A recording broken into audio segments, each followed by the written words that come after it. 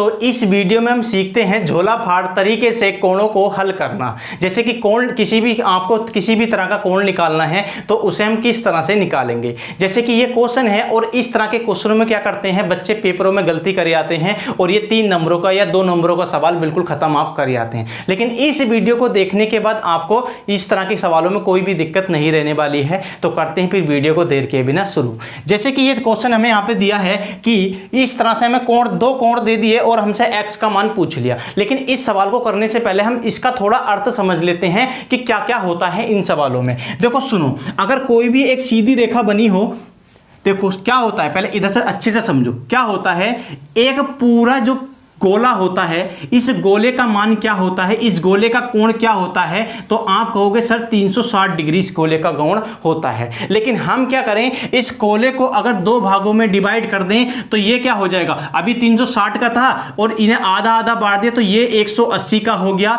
और ये 180 का हो गया। मतलब 180 इधर हो गया और 180 इधर हो गया। इसी तरह से देखो, अगर हम हटा दें कि ये जो सवाल है इस तरह से बना है कि इस गोले का मान कितना होगा, यहां से यहां तक का मान पूरा कितना होगा, तो आप कहोगे सर 180 होगा, क्योंकि एक सीधी रेखा पे बने कोण का योग क्या होता है, 180 अंश होता है और ये एक परिमेय होती है। अब इसमें क्या होता है, देखो ये गोला कितना था, 360 का था, तो इसे हमने आधा आधा बांट दिया। अब हम इसे फिर बांट देंगे तो देखो क्या होगा, ये 80 था तो ये 90 हो गया और ये भी क्या हो गया, 90 हो गया और इसके बाद ये भी क्या हो गया, 90 हो गया और इसी तरह से हमें बांटते हैं। लेकिन इससे आगे हमें नहीं जाना है, जितना हमें क्वेश्चन में अभी समझना है सिर्फ उतना ही समझेंगे, ठीक है।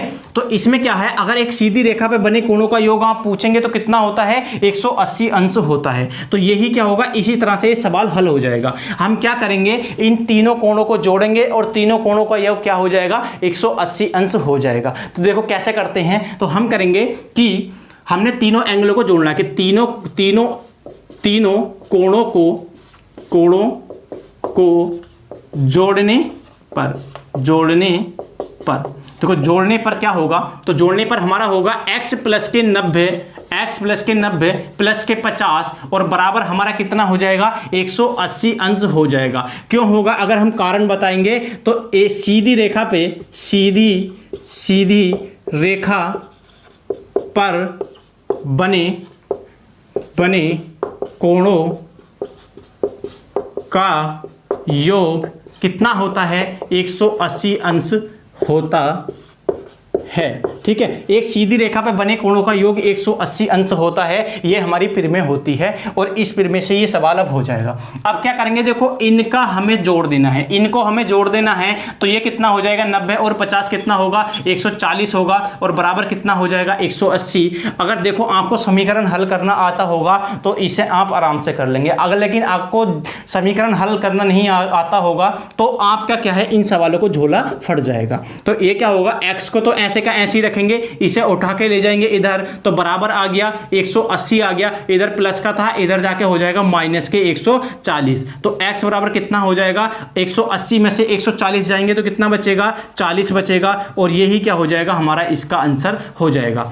अगर देखो ये कितना आ गया, 140 आ गया। आप ध्यान रखना, अगर इन तीनों कोणों को जोड़ोगे तो इनका योग कितना बैठेगा, 180 अंश बैठेगा। जैसे कि जोड़ के देख लो, अगर हम 40 और 90 को जोड़ेंगे कितना हो जाएगा, 130 हो गया और इसे इसमें जोड़ा तो बराबर कितना आ गया, 180 आ गया, ठीक है।